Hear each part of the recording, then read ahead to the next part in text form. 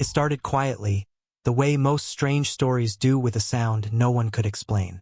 In late autumn, when the nights in Aspen came early and the mountain air felt sharper, the new owners of Bob Denver's former home began to notice something odd. The house, a cozy wooden cabin built in the 1970s on a hillside overlooking Maroon Creek, had been empty for years before they bought it. To the couple, Jeff and Caroline Myers, it was the perfect retreat, small, private, and rich with television history. They didn't think much about the fact that it had once belonged to the man who played Gilligan, the clumsy but lovable castaway who spent years stranded on a fictional island.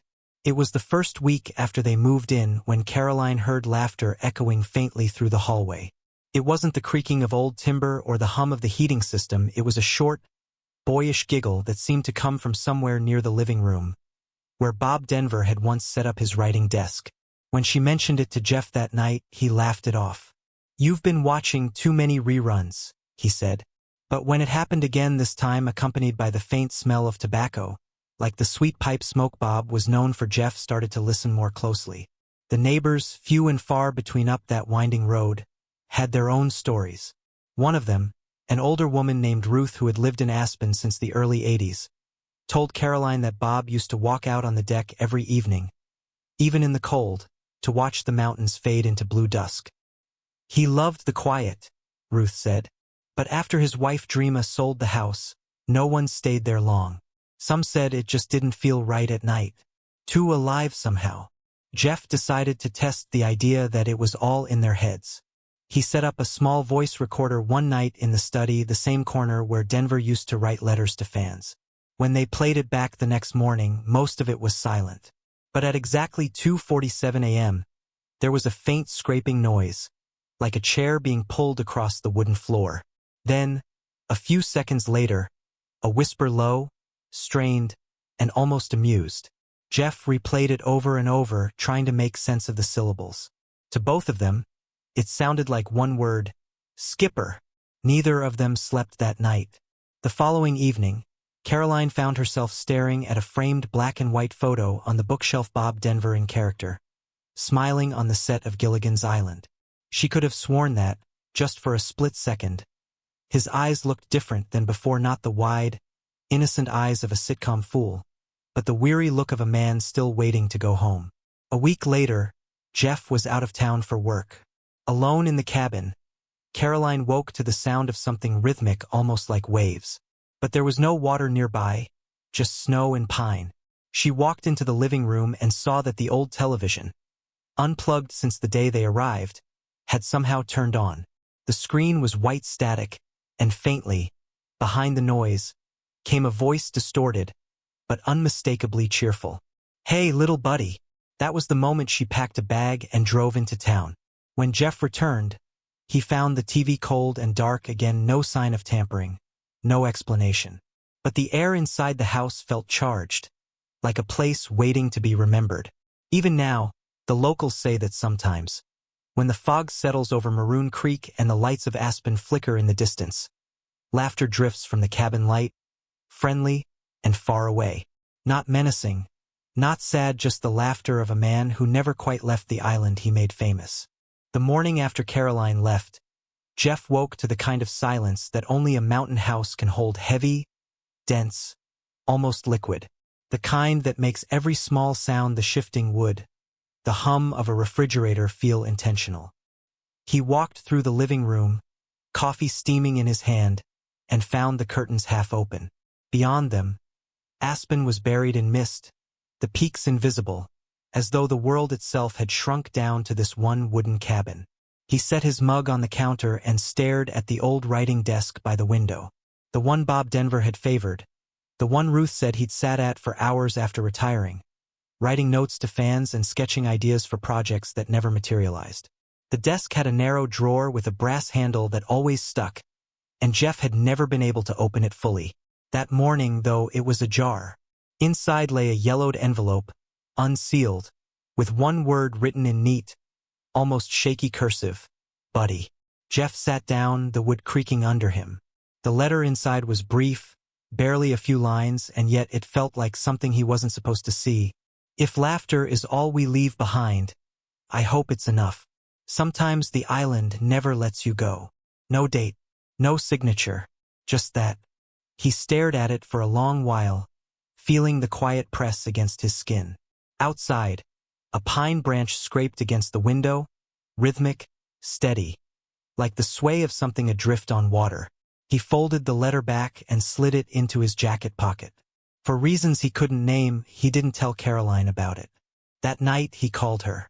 She answered from a hotel room in town, her voice fragile but calmer. "Did anything happen today?" she asked. "Nothing weird," he lied. "The place is just old. You probably heard pipes or wind." But when he hung up, the air felt charged again. He went to the study and noticed that the faint smell of pipe smoke had returned, sweet, nostalgic, and lingering. On impulse, he whispered into the quiet, "Bob, if you're here, just stop scaring her. We're not trying to change anything." The silence that followed wasn't empty. It had weight. He turned off the lights, went upstairs, and tried to sleep. Around 3 a.m., the sound came again, that faint, rolling rhythm of waves impossibly close. He opened his eyes and saw a dull blue glow from the hallway.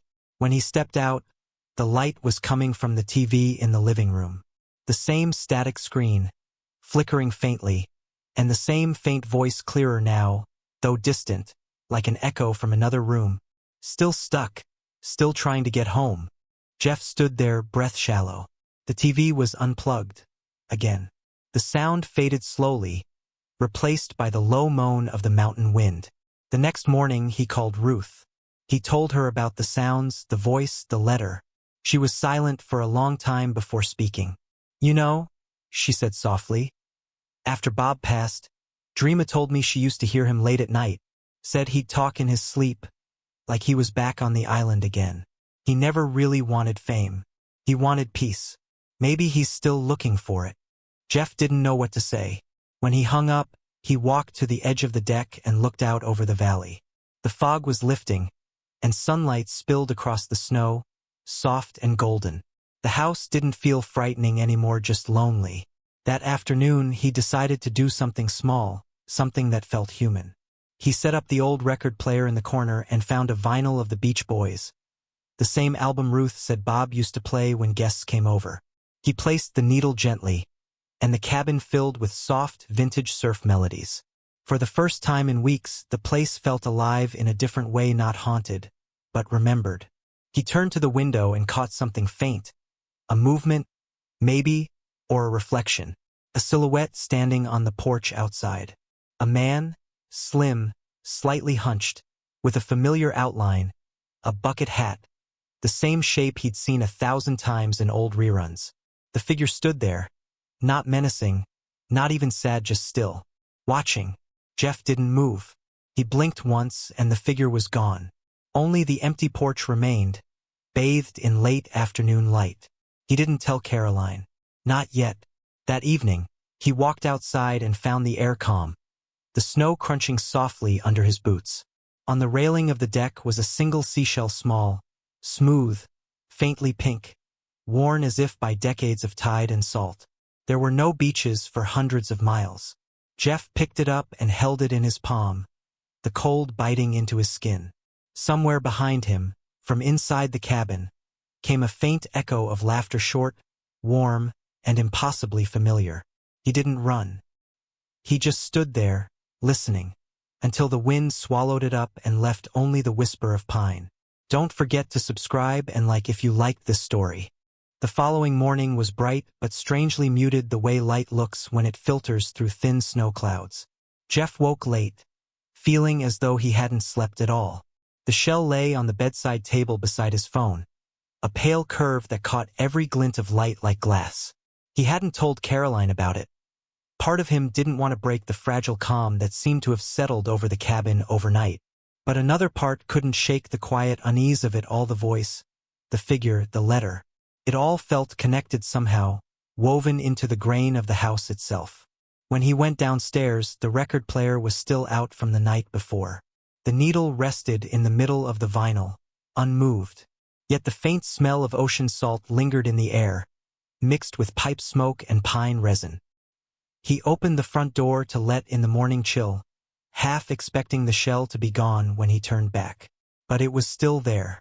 Around noon, he drove into town to meet Caroline for lunch. She looked better, a little color back in her face, her eyes clearer. "You should sell it," she said after a pause. "That house, it's not right." Jeff stirred his coffee. "It's not wrong either," he said quietly. "It's just holding something." She frowned. "Like what?" "I don't know. Memory, maybe." He hesitated. "Or someone's last joke." Caroline reached across the table and squeezed his hand. "Jokes don't make TVs turn on by themselves," she whispered. That night he returned alone. The mountain road was slick with ice, headlights bouncing off the snowbanks as he wound his way up. The cabin looked small against the dark slope, its windows glowing like eyes that had been waiting. Inside, everything was still, too still. He poured himself a glass of whiskey and sat by the fire. The flames made soft crackling sounds, like distant surf. Outside, the wind sighed through the pines. It was peaceful, almost hypnotic, until he realized something faint was playing under the sound of the fire. Not music, not the creak of the house. It was a voice, muffled and uneven, coming from the direction of the study. Jeff set down his glass and followed it. The writing desk sat by the window, half lit by the fireplace glow. A cassette recorder, one that hadn't been there before, rested on top. It was an old portable model, the kind from the 1980s, dust covering the buttons. A label on the side read, in fading ink, "Gilligan Final Take." He pressed play. For a long moment there was only static. Then came laughter, faint, overlapping, the unmistakable sound of a live studio audience. And beneath it, a voice unmistakable in its warmth. "You know, little buddy, maybe we were never meant to leave the island after all." Jeff froze. It was Bob Denver's voice, not a recording from television. But quieter, slower, weary. The tone of someone speaking to himself. The tape ended abruptly with a soft click. Jeff just stood there, staring at the machine, the firelight trembling across the walls. He looked toward the window and saw movement again. Outside, snow was falling, thick and silent. In the blur of white, a shadow moved past the edge of the deck, slow, unhurried. Then another sound came, faint but distinct, the hollow knock of something tapping against wood. He stepped outside, barefoot, the cold slicing up through him. On the railing, right beside where he'd found the seashell, sat a small wooden model of a boat. Handmade. The hull was rough and uneven, the mast crooked. A scrap of cloth tied to it as a sail fluttered faintly in the wind. Jeff touched it, and the thing rocked gently as if it had been floating, not sitting still. That night he dreamed vividly. The smell of salt water, the warmth of the sun, laughter echoing somewhere close. He was standing on sand, barefoot, looking at the horizon. In the dream, someone was beside him, but when he turned to look, there was only a shadow, tall, thin, wearing a hat. A voice whispered near his ear, "Tell her I made it home." He woke before dawn, breath shallow, sheets damp with sweat. The cabin was silent again, but the air carried that faint trace of brine, like a ghost of the sea in the middle of the mountains. He didn't know what any of it meant, but he knew deep down that the house wasn't haunted in the way people thought. It wasn't a place of unfinished business or restless anger. It was something gentler, a memory caught in a loop, repeating itself until someone finally listened. Later that morning, he called Caroline again. His voice was calm, steady. "You should come back," he said softly. "I think it's okay now." There was a pause. "You saw him again, didn't you?" Jeff hesitated, eyes on the small wooden boat still sitting on the railing, a dusting of snow beginning to cover it. "Not exactly," he said, "but I think I understand why he stayed." He didn't say what he truly felt, that somewhere, between the static and the laughter, between mountain and sea, Bob Denver had finally found his island again. Don't forget to subscribe and like if you liked this story. When Caroline finally returned to the cabin, the snow was melting in slow streaks down the slope, turning the ground into a mix of ice and earth that glistened in the morning light. The air smelled of thawing pine and chimney smoke. Jeff met her on the porch, the same place where he'd found the wooden boat.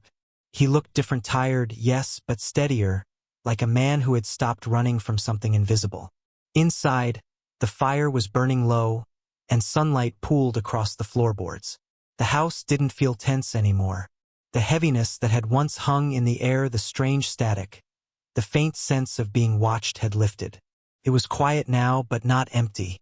It felt occupied in a peaceful way, like someone had finally gone to rest after a long night awake. Caroline set her suitcase by the door. "You didn't sell it," she said softly.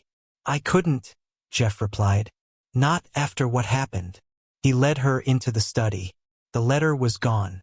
The desk drawer now opened easily, revealing nothing but smooth, worn wood. But the cassette recorder remained on top, and beside it lay the small wooden boat. Its tiny sail had collapsed, the cloth damp from condensation. Caroline picked it up, studying the crude carving. "Did you make this?" she asked. He shook his head. "It was just here one morning. I think it was his." She set the boat down gently. "You think Bob Denver left it for you?" "I don't know if it was for me," Jeff said, staring at the object. "Maybe it was for anyone who stayed long enough to listen." They spent the rest of the day cleaning, dusting, airing out rooms, opening windows. The sun warmed the wooden walls, and the scent of cedar filled the cabin. In the afternoon, Caroline found herself humming absent-mindedly the same tune from Gilligan's Island, though she couldn't remember starting it. Jeff smiled faintly but said nothing. Later, when dusk rolled down from the mountains, they sat on the deck with mugs of coffee. The sky was a vast wash of pale orange fading into blue, and the peaks caught the last light like gold. It was then that Caroline noticed something small glinting on the edge of the railing, another seashell. This one was different, smaller, whiter, smoother. She picked it up between her fingers. "You put this here?" Jeff looked up, his expression soft but unreadable. "No," he said, "but I think it means we're good." They didn't speak for a long time. The sound of wind in the pines filled the silence, low and rhythmic, like the ocean. Caroline closed her eyes. For a brief moment, she could swear she heard laughter, faint, warm, echoing from far off. Not eerie this time, familiar. In the days that followed, the house settled into a rhythm. No more voices, no more static, no more footsteps or flickering lights. But every so often, when the radio was left on low or when the fire crackled just right, a fragment of something, laughter, a few words would slip through, as though the house remembered. One evening, a week later, Jeff walked down to the small creek that ran through the property. The snowmelt had swelled it into a slow, steady stream. He carried the little wooden boat with him. The air was cold, his breath white against the twilight. He crouched by the water's edge and set the boat gently down. It floated, wobbled once, then drifted along the current, its crooked sail catching a sliver of fading light. For a long while, Jeff watched it move downstream, the reflection of the trees rippling around it. Caroline joined him quietly, her arm looping through his. "You think he's gone now?" she asked. He nodded slowly. "I think he just wanted someone to see him off." As darkness folded over the valley, the last of the boat disappeared around a bend, carried toward the roaring Fork River, and then inevitably the sea. Back inside, the fire burned higher. Caroline turned on the record player, and the same Beach Boys album began to spin, filling the cabin with soft harmonies. Jeff stood at the window, looking out into the dark, and caught a flicker of movement near the deck, just a shimmer, like heat over sand.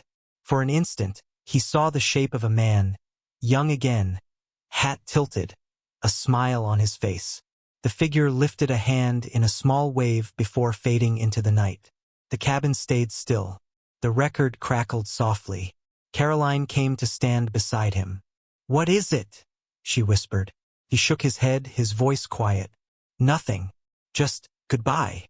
Outside, the wind moved through the pines, carrying that faint scent of salt once more. Years later, the house would pass to another family. Locals would still tell stories how sometimes, in summer, when the windows were open and the radio on, The air inside carried a light, playful laugh. How the sound of waves could be heard in the middle of the mountains, only for a moment. But for Jeff and Caroline, it was never a haunting. It was a farewell that came softly, like the tide leaving shore. The island, at last, had let him go. Don't forget to subscribe and like if you liked this story.